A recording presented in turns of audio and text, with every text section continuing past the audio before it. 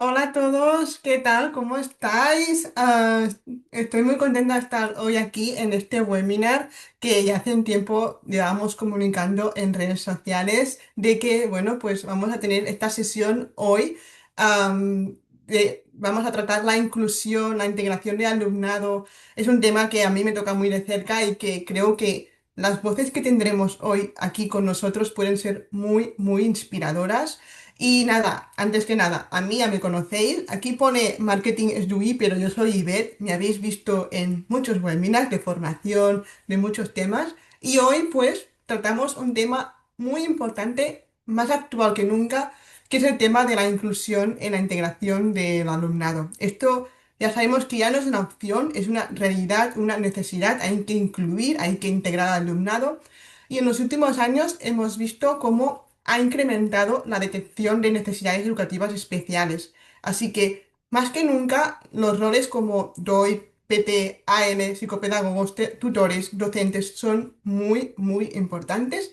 Y hoy estoy súper bien acompañada, ¿vale? Porque me acompañan tres invitadas, pero antes que nada quiero compartir mi pantalla porque tengo un Mentimeter preparado para vosotros para que respondáis, ¿vale? Aquí lo tengo.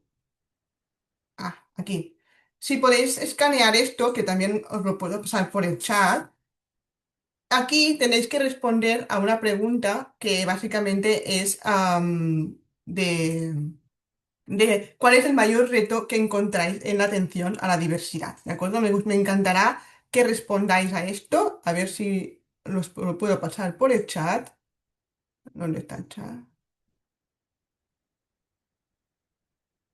Bueno, aquí el chat. Os paso, ¿vale?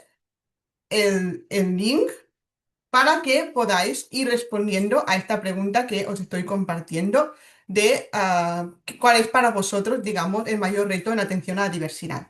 Pero mientras respondéis, os voy presentando a las tres invitadas de hoy, que las tengo aquí, ¿de acuerdo?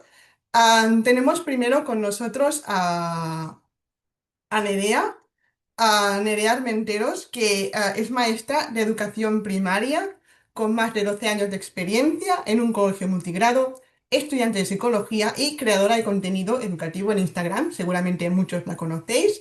Le interesa especialmente la educación emocional, el bienestar del alumnado y del profesorado y cómo la psicología puede ayudarnos a entender mejor lo que ocurre dentro y fuera del aula. ¿Verdad, Nerea? Hola. Hola, Ivette, sí, así es. Me encanta este tema. Encantada. Gracias. Y Encantada de tenerte encantada. aquí y con muchas ganas de escuchar a ver qué nos cuentas. Ujú. También tenemos con nosotros a Bárbara Benavent. Bárbara es de Valencia, es maestra de primaria de especialidad de audición y lenguaje.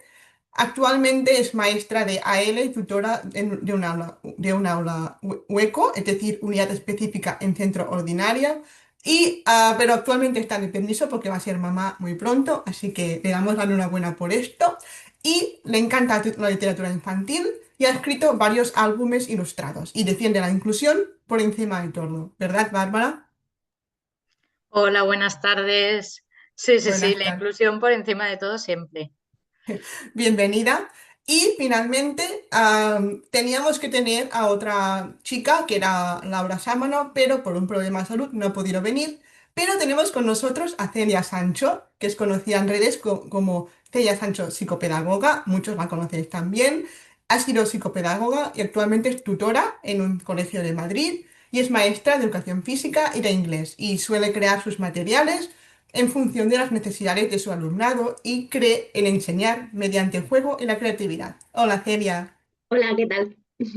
muchas gracias por venir aquí. Estoy muy Un contenta de placer. que estéis aquí hoy y nada, quería enseñar los resultados del Mentimeter porque hemos visto un poco cuáles son los retos que tenéis muchos, los ratios, el cupo, la sobrecarga, el exceso de burocracia, los multiniveles de aprendizaje, la falta de recursos o de tiempo, la diversidad, etcétera. Entonces, vemos aquí unos retos que creo que algunos saldrán también hoy en nuestra charla, pero quería como, digamos, que pusiéramos un poco de foco en las preocupaciones que tenéis en cuanto a la inclusión del alumnado.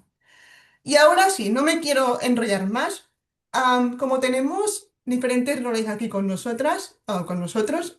Voy a lanzar preguntas, algunas directamente, por ejemplo, a Nerea o Bárbara, etcétera, pero para entender un poco cuál es su papel y, no sé, para que nos cuenten un poco su experiencia, porque de eso se trata, las voces reales que tenemos hoy con nosotras. Así que las tendré aquí en pantalla, ¿vale? Am, la primera pregunta es para Bárbara, ¿vale? Nos gustaría entender, porque creo que a veces no se acaba de entender muy bien, ¿en qué consiste exactamente tu rol como especialista en AL, es decir, audición y lenguaje? Cuéntanos. Pues primero de todo me gustaría explicar que una maestra de audición y lenguaje, su rol depende del sitio en el que esté, porque por ejemplo una maestra de audición y lenguaje puede estar en un centro ordinario y en un centro específico. También puede ser la maestra de audición y lenguaje del centro, de todo el alumnado del centro, o maestra de audición y lenguaje de una unidad específica, en lo que estoy actualmente. Entonces me voy a centrar un poco en decir las funciones de la maestra de AL en centro y en aula hueco, en aula específica, en centro ordinario.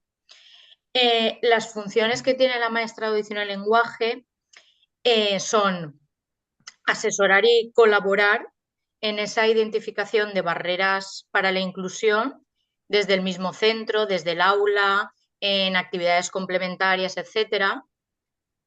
También tiene la función de participar en todas las reuniones que se le requiera, ya sean reuniones de ciclo, de transición, de modalidad de escolarización, para saber si hay que cambiar a un nene o una nena de modalidad, con familias, con gabinetes o agentes externos a la escuela también.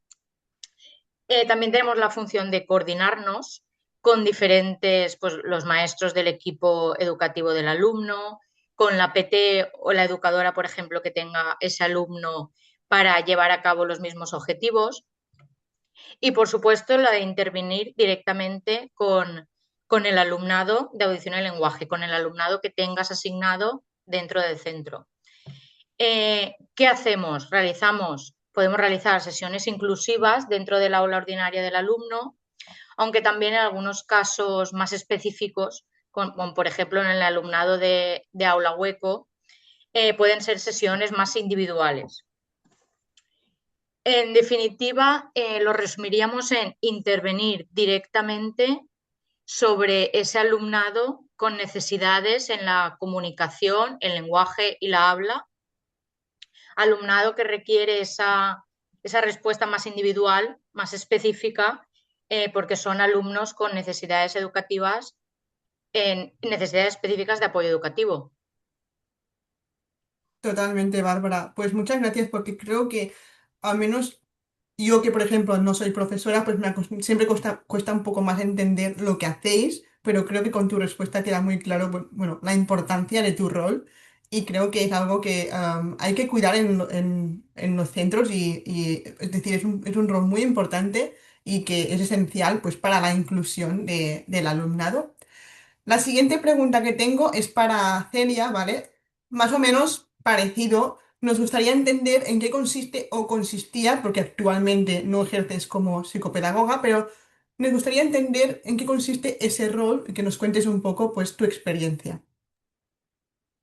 Vale, bueno, pues cuando estuve trabajando en el equipo psicopedagógico, estuve trabajando en un centro era concertado, ¿vale? Es cierto que en el centro en el que yo estuve, hay veces que se dice mucho que en centros concertados o en centros privados te limitan mucho a la hora de realizar tu tarea. Yo tenía completa libertad para hacer y deshacer en función de lo que yo iba viendo, con lo cual estuve súper a gusto. Es cierto que una cosa principal que hacíamos era la atención a las familias y valorar o ver diferentes necesidades que podían tener los niños, pues mediante los test que llevábamos a cabo. Luego valorábamos y realizábamos esos informes, los contábamos a las familias y atendíamos también a los profesores para cómo llevar a cabo diferentes medidas o atención a estos alumnos en concreto y qué podían hacer o qué no podían hacer en sus clases. Ya no solo estoy hablando de niños con necesidades que necesitaban adaptaciones mm, más específicas, más concretas, sino simplemente adaptaciones metodológicas, que no siempre es algo que ellos supieran llevar a cabo. Entonces nosotros pues trabajábamos mucho con ellos y les dábamos esas posibilidades y resolvíamos sus dudas, sobre todo de esto lo puedo hacer, esto no lo puedo hacer. Luego también en este centro en concreto, llevé a cabo un programa desde cero, o sea, fue el primer año en el que se puso en funcionamiento. Conmigo funcionó los 2 años que yo estuve y sé que sigue funcionando. Hicimos un grupo de atención concreto y específico para eh, necesidades, digamos, pequeñas, ¿vale? TDAH, dislexia, algunas dificultades específicas del aprendizaje, ¿vale? O sea, todo lo que está englobado hoy en día en los DEA, dificultades específicas del aprendizaje. Y bueno, para mí llevarlo a cabo fue maravilloso y creo que es de lo mejor que he podido hacer en mi vida profesional, ¿no? Y luego también lo que trabajaba mucho es técnicas de estudio. Hacíamos un grupo los viernes con diferentes alumnos, no con todo el colegio, o sea, con alumnos en concreto, y trabajábamos técnicas de estudio también. Eso es. Qué interesante. Pues la verdad es que, bueno, que es muy guay entender pues tu rol y este tema de las técnicas de estudio es algo que creo que ayuda mucho a los alumnos y bueno, pues me ha gustado lo que has explicado de este proyecto que hiciste de intervención de las DEA en específico, bueno, que es muy interesante. Nerea, para ti, creo que no está en el PowerPoint, pero... Me gustaría entender tú que nos contarás en qué consiste tu trabajo como tutora, que sé que es algo más extendido, la gente conoce más lo que se hace, pero bueno, quiero que nos lo cuentes igualmente. Muy bien, pues bueno, mi función o mi rol como tutora, al final soy la persona de referencia de mi grupo, ¿no? De mis estudiantes, tanto como para los estudiantes, como para las familias, como para el resto de compañeros, de docentes que intervienen en mi clase. Y la función principal del tutor, ¿cuál es? Pues acompañar en ese proceso educativo de cada peque, de cada alumno, no solo en lo académico, sino también pues en lo personal, en lo social. Así que me encargaría un poco de hacer ese seguimiento de su evolución, de coordinar con el equipo docente, de trabajar también la convivencia, el bienestar emocional y mantener la comunicación continua con las familias. Además, cuando normalmente los tutores detectamos alguna dificultad de aprendizaje o alguna situación que pueda estar afectando al desarrollo del alumno, del estudiante, pues mi papel es detectar esas señales, recoger la información, aplicar los apoyos que yo pueda dentro del aula y coordinarme con los especialistas y con el departamento de orientación para que la respuesta educativa sea lo más ajustada posible a lo que ese peque necesita. Totalmente, como veis, los que lo estáis viendo, es que también es un rol súper importante y nada de este proceso empezaría si no fuera gracias al tutor. Y para ti también, Nerea, relacionado con lo que has comentado, pues también te quería preguntar eso de... O sea, tú comentabas eso, ¿no? Que tú detectas esas necesidades, ¿no? Y luego, pues, ayudas, pues, a que pueda haber esos apoyos específicos. Pero nos gustaría indagar un poco más. ¿Tú cómo detectas esas primeras señales de que un alumno puede necesitar esta ayuda, estos apoyos específicos? O sea, ¿qué indicadores o situaciones hay que digan, uy, aquí pasa algo, hay que intervenir? Pues a ver, los indicadores un poco que me guían y que ocurre una vez que lo detecto, pues en el día a día, sobre todo la detección se basa en la observación, observación continua en el aula, en la evaluación diaria de todo lo que van haciendo y lo que van trabajando. Y hay ciertas señales que sí que suelen alertar un poco. Por ejemplo, pues cuando un estudiante tiene algunas dificultades que ves que se van manteniendo en el tiempo, aunque se les explique las cosas de manera diferente, aunque tú le des diferentes recursos, ves que esas dificultades se siguen manteniendo. O cuando, por ejemplo, les cuesta mucho seguir ciertas instrucciones, organizarse en su trabajo o mantener la atención, ¿no? También a veces aparecen bloqueos frustraciones muy frecuentes o rechazo incluso a lo que están haciendo, a sus tareas. Entonces, cuando se ven diferencias grandes entre lo que sería pues un estándar, ¿no?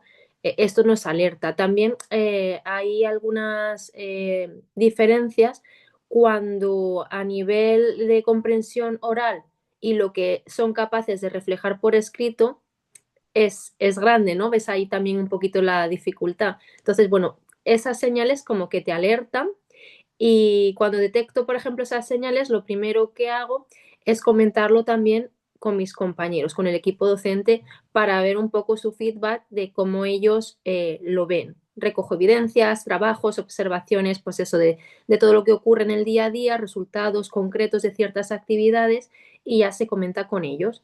Y vemos si podemos hacer algunos apoyos. Al principio, pues quizás a nivel de metodología o cambiarlos de sitio a un lugar que a lo mejor piensas que le puede venir mejor o ponerle un compañero tutor que le acompaña, ¿no? Aplicamos pues eso, apoyos visuales o adaptación de tareas o tiempos más flexibles, diferentes formas de presentar al final la información.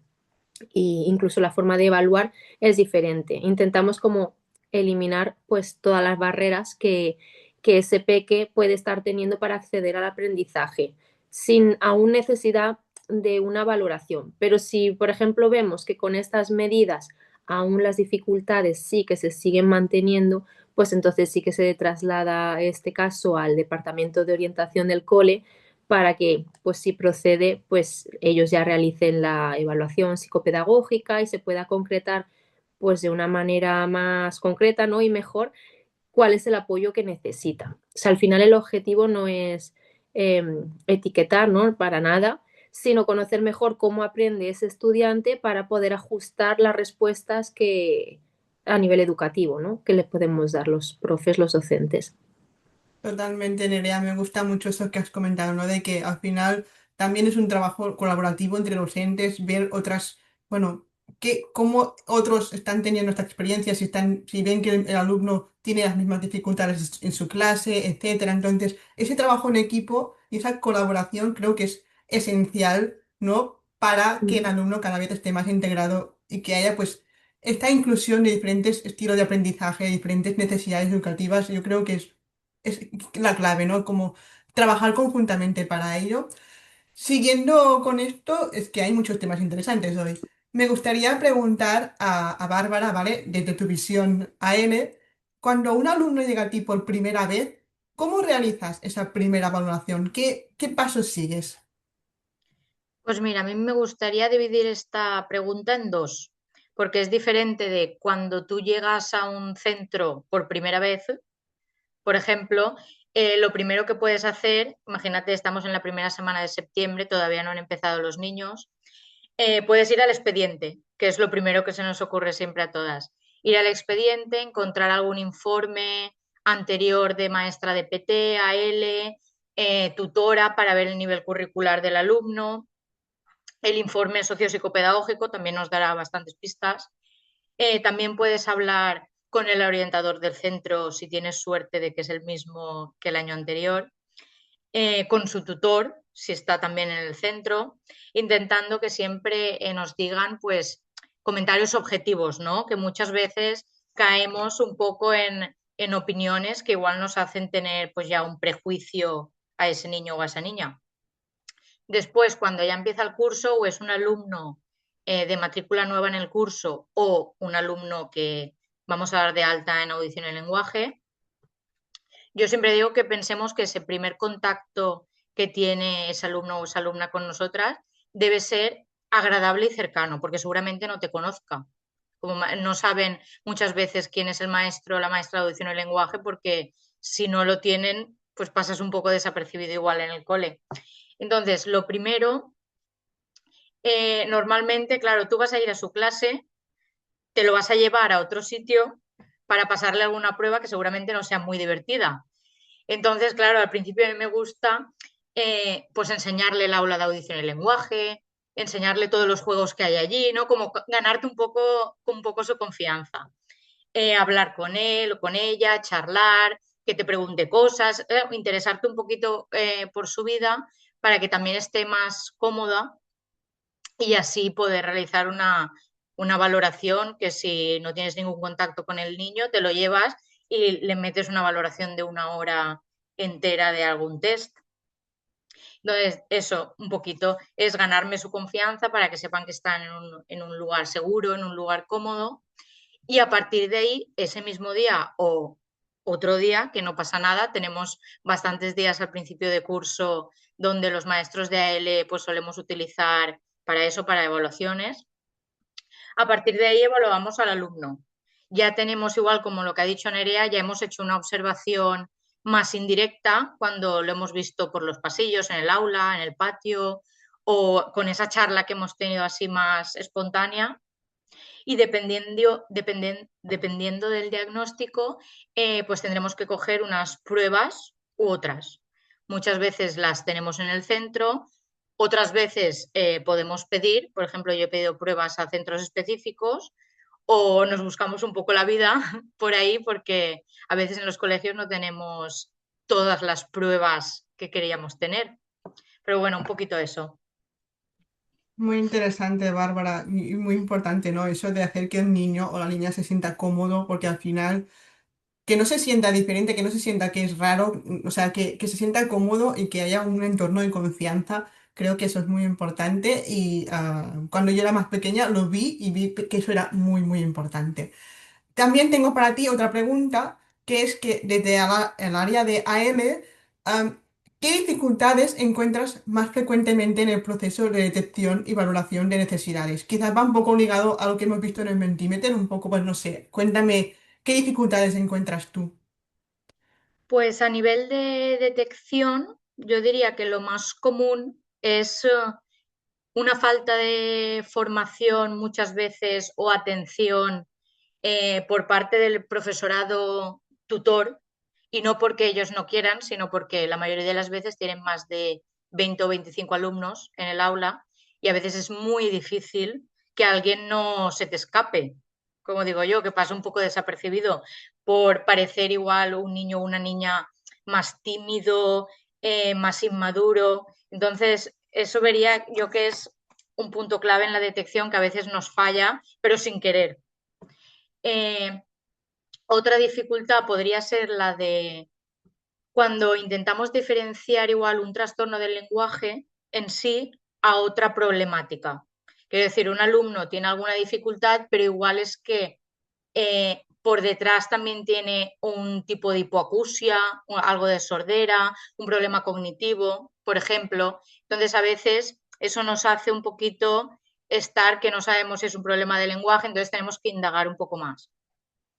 Y por otro lado, a nivel de valoración, muchas veces, como ya he dicho antes, la falta de pruebas estandarizadas en los colegios, que no tenemos las que deberíamos tener, y nos dificulta nuestro trabajo al final, porque si no podemos evaluar con la prueba que tendríamos que hacerlo, eso nos dificulta el trabajo. También la evaluación en niños muy pequeños o con poco o nulo lenguaje, pues muchas veces también nos dificulta esa evaluación exacta y pueden haber equivocaciones. Muchas veces nos encontramos, por ejemplo, vamos a coger un expediente y vemos sospecha de TEA. Igual es un niño que ahora mismo tiene 5 años y ese diagnóstico se lo hicieron cuando tenía 3 y tú lo coges y dices, TEA, si de TEA no tiene nada. Pero claro, al principio sin lenguaje es muy difícil. Entonces, eso, sobre todo eso, un poquito esas dificultades que vemos casi diariamente en los colegios. Muchas gracias por compartirlo, Bárbara. La verdad es que suena como realmente retos que ojalá que poco a poco se puedan ir solucionando, especialmente los que puedan como el tener más pruebas en el centro, cosas así, a ver si poco a poco se pueden ir solucionando o más bien que no sean tan dificultosos. Y ahora paso Mira, a... una cosita Dime. que se me ha olvidado que igual también es bastante común y es la dificultad muchas veces de cara con las familias, que Mm. muchas veces esa resistencia familiar a, como lo que ha dicho Nerea, que no quieren ponerle a su hijo la etiqueta, igual no lo llevan a alguna prueba médica, etcétera, entonces a nosotros también nos dificulta porque está claro que nadie quiere una etiqueta, pero es que yo no, a mí no me interesa la etiqueta del niño, yo quiero saber pues las barreras que tiene ese niño en el centro, en el aula. Y muchas veces por no tener esa valoración hecha, pues no puede tener ni a AL, ni PT, ni educador, ni nada. Dime, Mira, Celia, Celia. quiere hablar. Sí, en relación a lo que está diciendo ahora mismo Bárbara, es cierto que bueno, si estás en un colegio concertado o privado funciona un poco diferente porque tú intentas acelerar el proceso, ¿no? Desde el equipo, tú intentas acelerar el proceso, pero desde un colegio público esa barrera es mayor, porque por mucho que tú quieras hacer, si el padre o la madre no quiere llevarle al neurólogo, pues llega un momento en el que ahí te paras y tú ya no puedes avanzar. O sea, tú ya no puedes seguir haciendo pasos por mucho hincapié que tú quieras hacerlo. O sea, por mucho interés que tú tengas, es la barrera. Y luego, pues igual, si tú no tienes el siguiente paso, pues hay medidas de adaptación metodológicas que no puedes llevar a cabo, por mucho que tú veas una necesidad, porque estás, por así decirlo, atrapado y, y que no puedes seguir avanzando con las necesidades o con las eh, cubriendo esas necesidades, ¿sabes? Entonces, Sí que muchas veces le ponemos a algún niño sesiones de AEL y de PT, pero lo que yo digo, un poco a escondidas, porque sabemos que es un niño que necesita, pero claro, en verdad si no tiene un diagnóstico, si no ha hecho, pues no ha ido al neurólogo, no tiene el informe sociopsicopedagógico, no deberíamos de coger a ese niño. efectivamente, y lo hacemos. Pues eso dice mucho de vosotras, porque realmente las personas que trabajan por vocación en eso es que a verdad, al final queréis ayudar y es como, ojalá todo fuera más fácil para que todos los niños pudieran tener su itinerario personalizado y todo, y ojalá llegue un día en el que la inclusión sea 100%, pero con profesoras como vosotras y con especialistas como vosotras, yo creo que vamos en muy buen camino en esto. Y me quedo con Celia porque le quiero preguntar am, qué señales, o sea, un poco parecido a lo de Bárbara, pero en tu caso. ¿Qué señales observas tú que suelen indicar que un niño o una niña puede necesitar intervención de un psicopedagogo o psicopedagoga? Bueno, a ver, el tema de observar en los ratos en los que los niños están compartiendo con sus compañeros, patios, comedores, incluso si se puede, alguna excursión o alguna salida al entorno, eso es maravilloso porque te da muchísima información. Entonces, señales, pues a ver, es que realmente lo primero que haces es observar. O sea, muchas veces en aquel entonces, cuando yo trabajaba de psicopedagoga, yo me metía en la clase y simplemente era observar, porque yo estaba buscando algo, pues me habían comentado los profesores que habían visto algo en algún niño y yo entraba, me sentaba, observaba, veía, apuntaba, me iba, ¿vale? Entonces, la observación principal. Luego también la información que te pasan los profesores, o sea, ahí tiene que haber una comunicación continua que considero que en un colegio público con un orientador que viene 2 días y medio y que tiene que atender a todo el colegio, pues estas comunicaciones ocurren en el pasillo, en un... Espera, espera, que te quiero comentar, ¿sabes? Y esa es la manera que que últimamente yo creo que en un colegio público sucede el traspaso de información cuando en otros centros pues efectivamente hay una persona todos los días y sí que hay una comunicación más estrecha con los profesores, con lo cual primordial esa información que tú recibes de los que están con ellos todos los días y aparte pues lo que tú puedas ir observando en diferentes momentos. Muy interesante tu reflexión, Celia, también, la verdad. O sea, al final la observación es lo principal y como digo, ojalá no fuera todo "Ey, espérate un momento a ver, no sé, que el traspaso de información fuera más, bueno, que fuera más efectivo y como digo, como he dicho antes, eso ojalá pueda ir mejorando de cara, bueno, no a futuro, de cara allá, o sea, que pueda ir mejorando. Y para ti tengo otra pregunta que también quiero saber un poco. O sea, en tu trabajo, ¿qué tipo de medidas aplicáis los psicopedagogos? No sé, que nos des un poco de ejemplos de qué haces. Vale, como te había comentado, esta pregunta es muy genérica, ¿vale? O sea, yo te intento resumir, pero lo mismo me paso, ¿vale?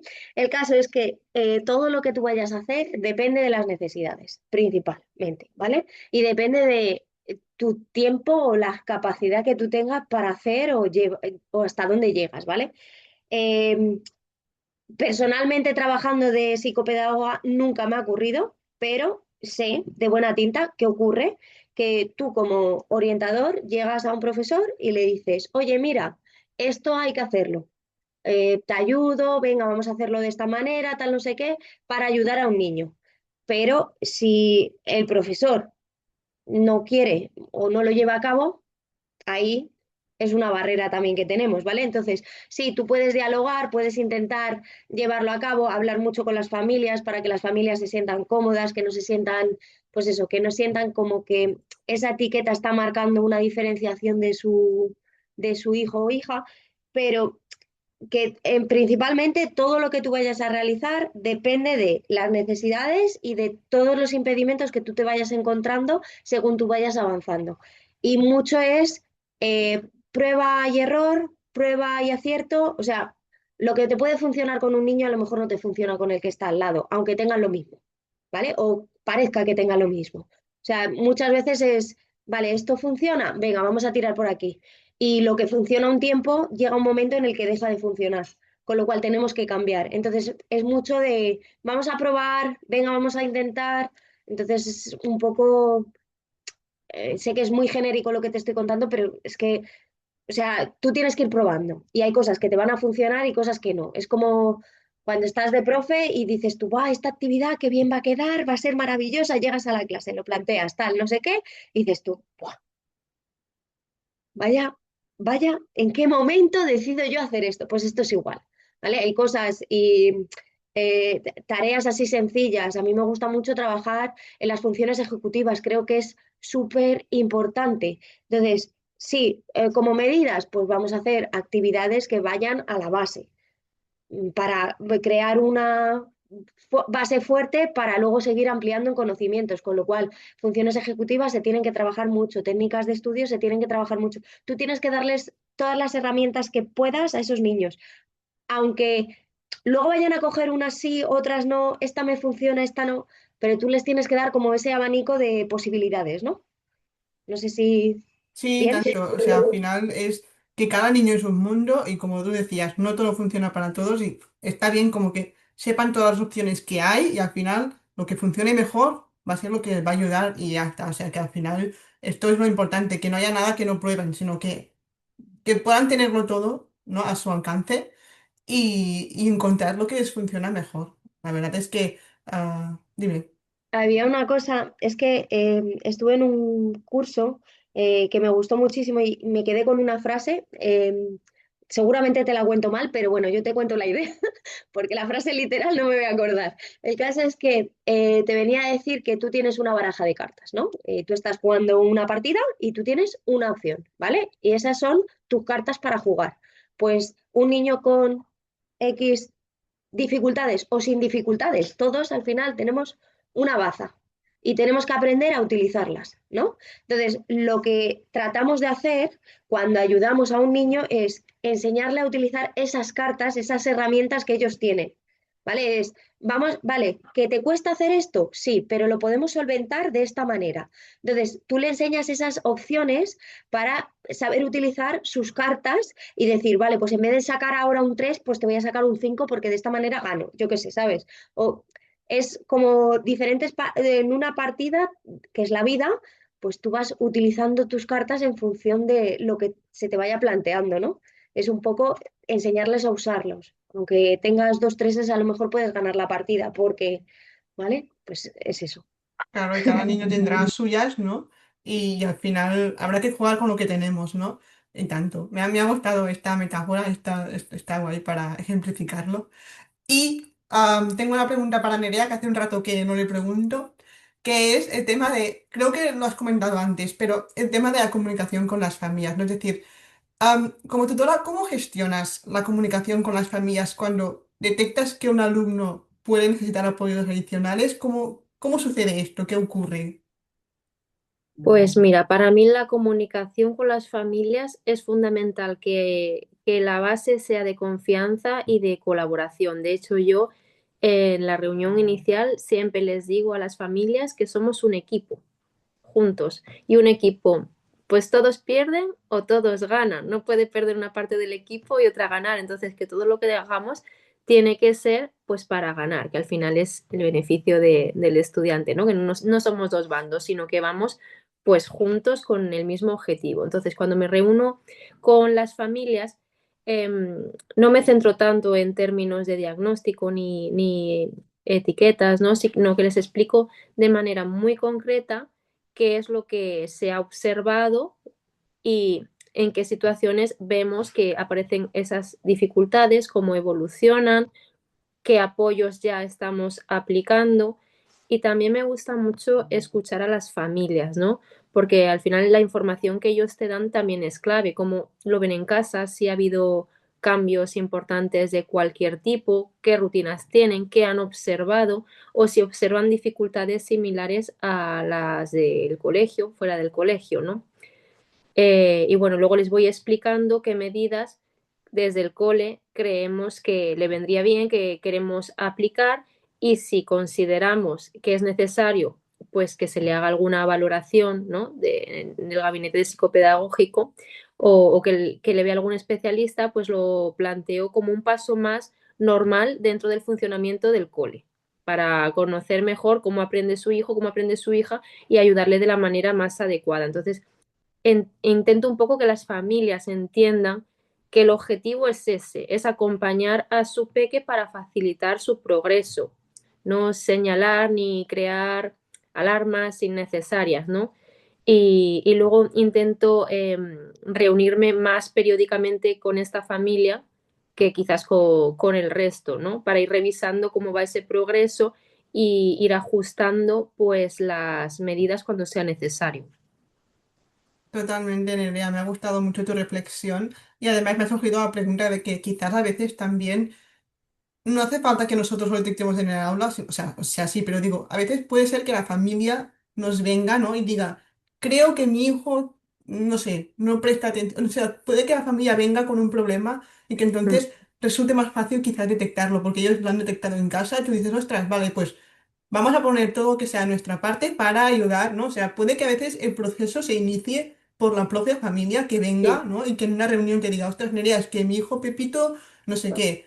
Y que, no sé, me lo pregunto, quizás puede ser que se inicie así, ¿no? El proceso a veces de que la familia venga y diga, yo he detectado esto en casa, ¿cómo podemos solventarlo, ¿no? Y, o sea, realmente, Claro, a veces las familias te dan más información porque tú los ves en un contexto muy determinado y la familia te cuenta. Hemos tenido casos en el sí, cole que viene la familia y te dices, es que en casa veo esto, pues en el cole no. Pues ¿te gustaría que empezáramos a observar o que empezáramos a tomar? Sí, es que es súper interesante. Yo el concepto este de un equipo es que siempre se lo repito, porque muchas veces parece eso, que somos bandos y para nada, o sea, si es que al final el objetivo es el mismo, ¿no? y tanto, y tanto. Me gusta mucho esto de... dime, Bárbara. No, lo que venía diciendo Nerea es que tiene toda la razón, lo de ser equipo, porque muchas veces no tiene ningún sentido cuando la familia en sí te empieza a negar cosas que o todo lo que le dices que pasa en el cole, pues en casa no pasa o es completamente diferente su hijo en casa. Entonces eso no le ayuda en nada a su hijo. Totalmente, o sea, al final la importancia del equipo, ¿no? De eso, de trabajar conjuntamente, porque de esa forma es como el niño o niña podrá desarrollarse mejor en su vida académica, y no solo académica, sino también personal y en todo. Y ahora tengo unas preguntitas más que no van dirigidas a nadie en concreto, sino un poco generales, así que quien se anime a decir su opinión, que se anime, ¿vale? Lo primero es... La primera pregunta es un poco así reivindicativa, pero am, ¿qué necesita mejorar urgentemente en los centros, en vuestra opinión, para que la inclusión sea realmente efectiva? ¿Alguien? Dale, Celia. Yo voy a ser muy concisa, ¿vale? Tres cosas: personal, ratios, burocracia. Y creo que todas mis compañeras van a estar de acuerdo. Y todos los que están aquí escuchando seguramente también, ¿vale? Personal, porque sí, queremos una inclusión que sea efectiva, pero en vez de dar más personal, pues lo quitamos. Y lo que estamos haciendo es compaginar dos centros en uno, pero no te estoy poniendo más personal, sino estoy repartiendo a las personas que ya estaban en ese centro para que atiendan más cosas. Con lo cual, yo no veo la inclusión por ningún lado. Ratios, pues mira, si tú bajas la ratio, que en la Unión Europea somos de los países que tenemos la ratio más alta, pues yo creo que vamos a poder atender, seas especialista o seas tutor o seas equipo psicopedagógico, de la forma en la que seas, estés trabajando para ayudar a los niños. Yo creo que cuando se reducen las ratios, al final tienes más posibilidades de atender y de ver realmente si lo que estás haciendo funciona o no funciona, ¿vale? Tienes la posibilidad de tener más tiempo para ver y mm, sentir si eso realmente va hacia un lado o no va hacia ningún lado. Y por último, el tema de de la burocracia. Cuando tú quieres mover pues, una atención, ¿no? Para un niño, porque has visto una necesidad, tienes que, venga, y ahora rellena este papel, y ahora toma esto para ti, esto para la familia, ahora este papel para que la familia autorice, o sea, vale, sí. Y entonces cuando consigues realmente atender a ese niño, ha pasado un curso escolar, el desfase que el niño ya tiene es de dos cursos escolares, con lo cual la primera medida de atención que tienes que hacer es repite y luego ya hablamos, con lo cual creo que no estamos llegando a lo que realmente se necesita, que es cuanto antes reducir esas dificultades o esas barreras que los niños tienen para poder facilitarles el camino. O sea, lo que hacemos es aumentar esa distancia que existe. Ya está. Pasamos, no sé quién iba primero, si Bárbara o Nerea, no sé, quién quiera que diga su opinión. A ver, yo iba a resumirlo en más recursos personales, obviamente, pero también materiales, porque muchas veces lo que nos pasa con el alumnado con necesidades es que sí, todos tienen su libro de texto, todo tal, pero muchas veces esos alumnos lo que necesitan es otro tipo de material que la mayoría de veces no tienen y te tienes que buscar tú la vida o comprarlo nosotras o hacerlo nosotras plastificado, etcétera. También iba a decir formación para los docentes, que muchas veces es más el desconocimiento que tienen o el miedo que tienen de enfrentarse a ese alumnado, por ejemplo, con TEA, que otra cosa, y programaciones multinivel en las aulas, para que todos puedan estar incluidos en esa aula. Nerea. Bueno, ya me lo han pisado todo. Estoy súper de acuerdo con mis compañeras, pero sí. O sea, coincido con el personal, creo que debería haber sobre todo más personal en los coles y la formación, porque claro, yo como tutora pues estoy súper de acuerdo en lo que dice Bárbara. De hecho, yo empecé a estudiar psicología en parte porque me gusta, pero en parte porque, claro, veía carencias que a mí me hubiera gustado abordar de manera diferente y entonces, claro, ahora tengo más herramientas, pero sí que me parece pues muy útil esa formación específica porque al final pues eso, no somos especialistas y el verlo desde otra mirada, la cosa cambia, ¿no? Cuando tienes esa formación, esa información, la cosa cambia. Gracias, chicas, por vuestras respuestas y todo muy interesante. He visto que confluís mucho en, al final, unas respuestas bastante parecidas, así que creo que el público también opinará bastante como vosotras. Y como vamos un poquito, bueno, así que ha habido mucho debate, no tenemos tanto tiempo, la última pregunta que voy a hacer a vosotras es, ¿de qué forma usáis la tecnología pues para ayudaros en vuestro trabajo, cada una en sus tareas, en su especialidad, pero... ¿De qué forma usáis la tecnología? Nos gustaría saberlo. Bárbara. A ver, la tecnología si pienso en mi alumnado más actual, casi todos llevan un comunicador, una tablet, entonces la tecnología la tenemos en el aula 100%. Después también en algunas aulas nos ayuda mucho para tener una accesibilidad visual o auditiva, con algunos subtítulos, imágenes, etcétera. Y por otra parte también la motivación, que muchas veces usamos la tecnología eh, para gamificar, por ejemplo, para hacer aprendizaje basado en juegos. Haces una clase igual más tradicional, pero acabas siempre con algo de pantalla para que estén un poco más motivados los alumnos.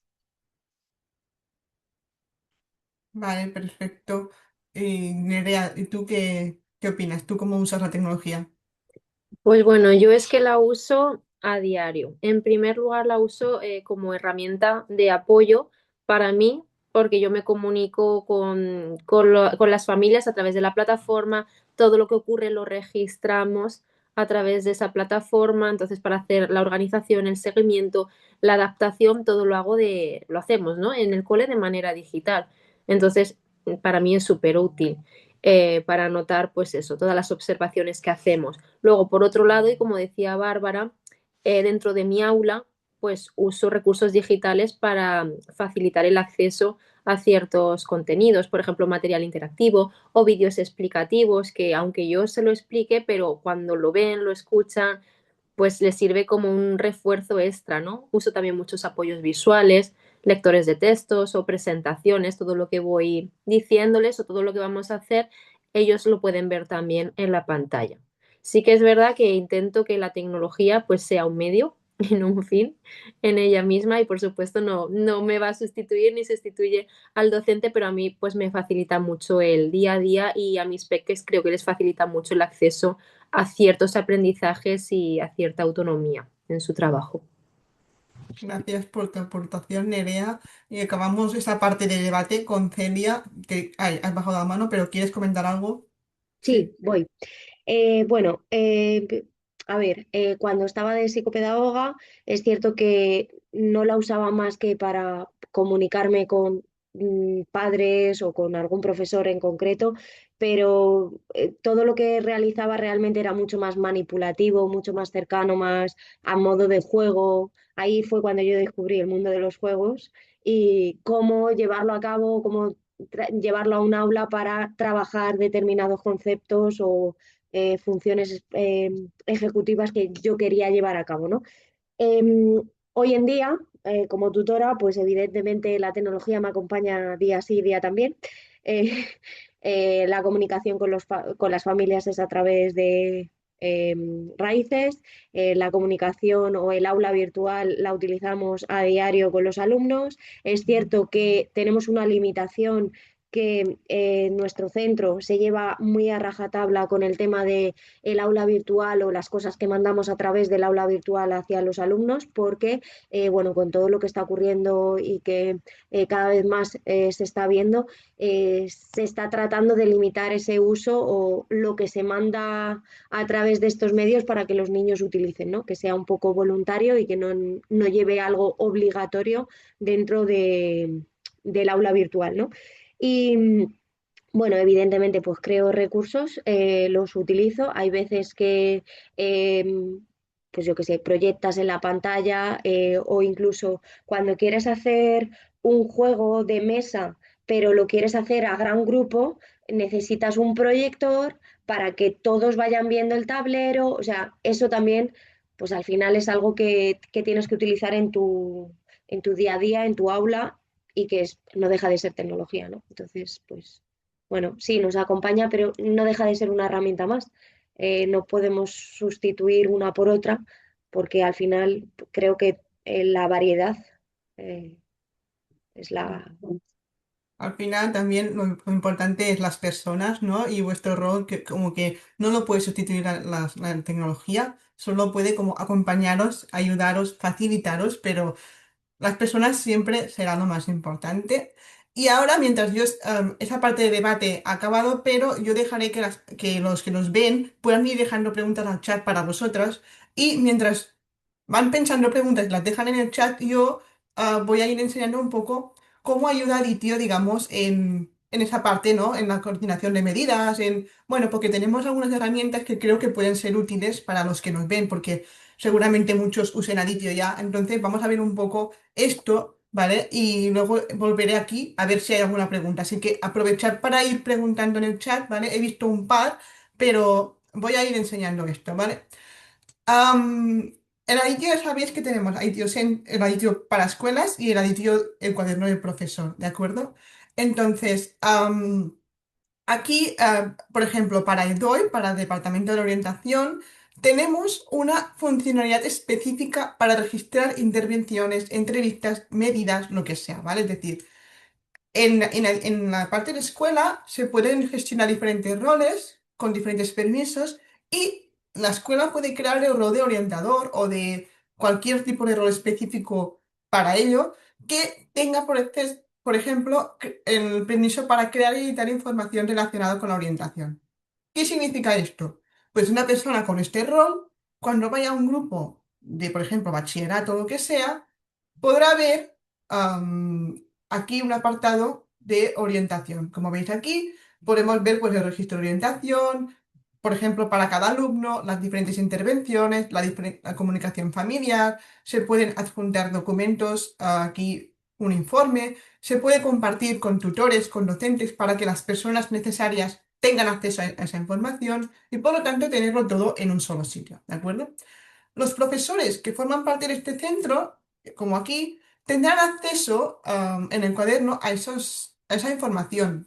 Si se ha compartido con ese profesor verá pues las intervenciones, las comunicaciones y por lo tanto le ayudará, digamos, bueno, pues a adaptar mejor sus materiales, la evaluación o lo que sea a los diferentes casos que haya en su aula o en sus aulas. El propio cuaderno del profesorado, que ya muchos conoceréis, también os puede servir como una herramienta para ayudaros en ello. Por ejemplo, podéis agrupar al alumnado en subgrupos. Yo aquí tengo un subgrupo que es el de TDA y por lo tanto, cuando tengo alumnos dentro de aquí, me los agrupa. Crear un subgrupo es tan fácil como hacer doble clic en los alumnos y cuando están de color verde, clic derecho, crear un grupo. Aquí puedo decir, alumnos con visión limitada o lo que sea. Esto también serviría para un orientador o para personas que tenéis que trabajar con varios alumnos con la misma condición, pues de esa forma podéis como agruparlos en subgrupos, según diferentes necesidades educativas específicas. Y además, algo muy interesante es que en la ficha de alumno se pueden, digamos, crear campos personalizados, como tiene discapacidad, tiene una NEE, quién es el responsable del lo que sea. Y esto el profesor lo va a ver en la ficha y por lo tanto siempre tendrá acceso a esa información desde la ficha de alumnado. Y también otra manera de usar el cuaderno es crear una pestaña con, digamos, las diferentes medidas que se aplican en el cuaderno. Es decir, por ejemplo, si en una unidad la alumna esa le haces adecuaciones en los ejercicios, puedes indicarlo o en la evaluación o tutoría personalizada. Es decir, puedes registrar todo lo que haces, por ejemplo, materiales personalizados. Y así lo tendrás siempre registrado y sabrás qué has aplicado en cada momento. ¿De acuerdo? También por parte de ODOIP o de personas que necesiten pues, hacer informes o lo que sea, también el alumnado se le puede hacer informes, como vemos aquí, a ver, informes que sean, por ejemplo, que haya un diagnóstico, las fortalezas, las necesidades de apoyo. Es decir, esto se puede crear una plantilla y luego aplicarlos a los alumnos que lo necesiten. En este caso, Lucía, pues tiene una dificultad para entender a docente en clase, luego vemos que se muestra un gran interés por lo visual, que necesita subtítulos. Es decir, podemos hacer informes que luego estos informes los podemos mandar a los docentes para que los tengan en el apartado de recursos de su cuaderno. Y además, también los docentes pueden, por ejemplo, incluir aquí un informe en la ficha de alumno, por ejemplo, aquí, o en la ficha misma de alumno, en recursos, un informe para luego mandarlo a la familia o lo que sea. Entonces, facilitamos la comunicación con las familias, ¿vale? A la hora de crear cualquier tipo de informe, hay la opción de enviarla al alumnado, a la familia. Entonces, realmente queremos que estén más implicados en ello. Y hablando de familias, pues también los docentes en su cuaderno lo tienen muy fácil para en su calendario registrar reuniones internas, reuniones con las familias y también hay un apartado de anotaciones en el que también se puede pues indicar cualquier registro, anotación necesaria, ¿no? Es decir, pues mira, he tenido una tutoría con Lucía para ver sus necesidades. Luego, le mando el informe a la familia. Es decir, podemos tenerlo todo en el cuaderno y realmente lo podéis tener todo registrado para saber en todo momento lo que estáis haciendo, ¿vale? Y ahora ya dejaré de compartir esto, pero me vuelvo aquí y si vuelven las chicas, voy a ver si hay alguna pregunta más, pero creo que no hay muchas. Pero bueno, una que me preguntan es que si sois de concertada, creo que lo preguntan más bien porque, bueno, por la experiencia que queréis contar, pero creo que hay de todo. ¿Podéis especificar de qué tipo de centro sois cada una para aclararlo? Sí, no, yo soy de la escuela pública, llevo 10 años trabajando en la escuela pública y nunca he trabajado en la concertada. Vale, vale. ¿Las otras? Yo trabajo en la privada y toda mi experiencia ha sido privada concertada, todo en mi recorrido. ¿Y Celia, tú? Yo ahora mismo trabajo en la pública, he trabajado los 2 años que hice de psicopedagoga, que estuve trabajando como psicopedagoga, los hice en una concertada y es un colegio privado, nunca he estado, o sea, nunca he Ah, trabajado en un centro privado. O sea, pues que tenemos mayoritariamente es pública. Ah, Pues tenemos todos, o sea, como la pregunta era si era máster de concertada, pues no, aquí tenemos de todo y está muy bien porque así tenemos muchas visiones diferentes, pero hemos estado de acuerdo en muchas cosas. También, pues, comentaban eso, el tema de que, bueno, la dificultad esa de que como que las familias a veces no dan el permiso y entonces es difícil poder hacer sesiones con el alumnado si no dan el permiso. Telia, dime.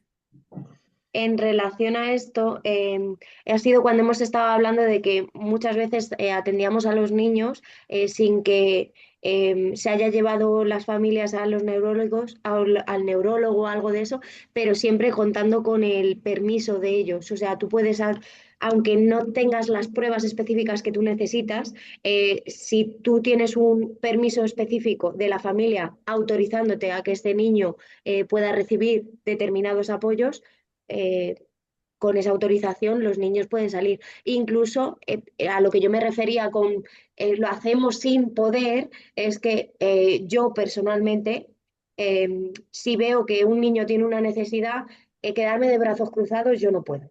¿Vale? Entonces, es cierto que a lo mejor no puedo hacer una adaptación completa como el niño necesitaría, pero una adaptación metodológica o tratar de ayudarle en la medida de lo posible, pues lo necesito hacer, porque si no yo no me siento bien a gusto con lo que está sucediendo, ¿no? Claro, claro, y al final, por ejemplo, no sé si un ejemplo muy sencillo, pero si un niño tú ves que no ve bien en clase, no lo vas a dejar en la última fila, es decir, aunque no tenga el informe del médico de que tiene -2 de miopía, bueno, da igual, lo pondrás en primera fila, pues porque si no, pobre, ¿qué va a hacer, no? Entonces, que quizás hay un diagnóstico, pero siempre con el permiso de la familia, obviamente, no será nada, pero bueno. Y Bárbara, ¿tú qué querías comentar? Sí, que muchas veces lo que no quiere una familia es llevarlo, por ejemplo, al neurólogo para que tenga esa etiqueta, pero sí que te autoriza y sí que quiere esas sesiones de AL, de PT, de educador en el centro. Y a veces lo que yo decía también es que, por ejemplo, si yo voy a un aula a 4 años B y ahí tengo un alumno de audición y lenguaje, si yo veo otro alumno con dificultad, pero que todavía no le han hecho el informe sociopsicopedagógico ni nada, al final, quieras o no, vas a estar también pendiente de él o vas a llevar actividades, igual vas a hacer grupos y unes también a ese niño porque sabes que lo necesita. Totalmente, sí. Y eso importante lo que comentabais, que al final no es que la familia no quiera, pero a veces como no quieren la etiqueta esa, pues no llevan a hacer el reconocimiento oficial, pero sí que les gustaría hacer, pues, dar apoyo, ¿no? pero al final el apoyo, como decíamos, la burocracia, para dar apoyo se necesita pues el papel de no sé quién. Entonces, al final es todo pues una rueda que va girando y que al final, pero al final lo importante es que podáis hacer vuestro trabajo y siempre que os den las herramientas para hacerlo.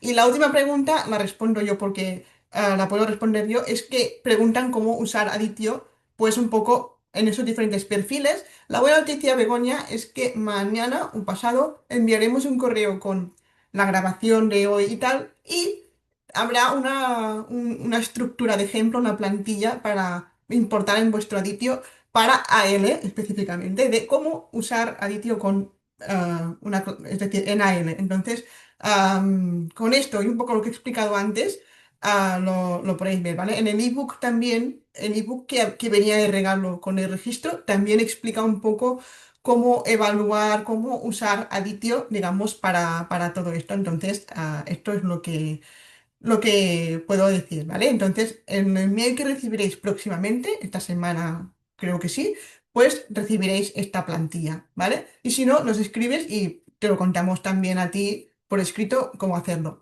Y nada, chicas, no hay más preguntas. Yo creo que ha sido una sesión muy interesante. A mí me ha encantado. Ha sido muy guay conoceros, charlar con vosotras y creo que a la gente también le ha gustado mucho. Y nada, pues muchas gracias de verdad por haber venido. Espero que lo hayáis disfrutado también vosotras tres. Me ha encantado teneros aquí y bueno, que tengáis todos un feliz día y también los asistentes, ¿vale?